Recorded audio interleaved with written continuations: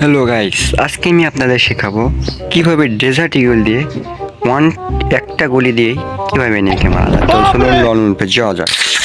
তো loan উল্প start দিয়েছি, loading হচ্ছে।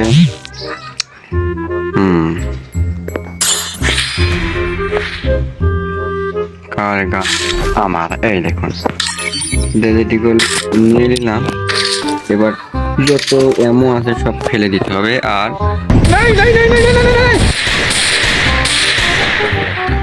কিভাবে এনিমিকে হেডশট মারতে হয় এই একটা গুলি শেখাবো।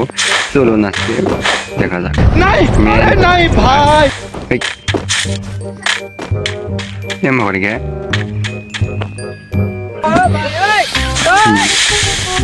হয়েছে কোন এক থেকে একটা শট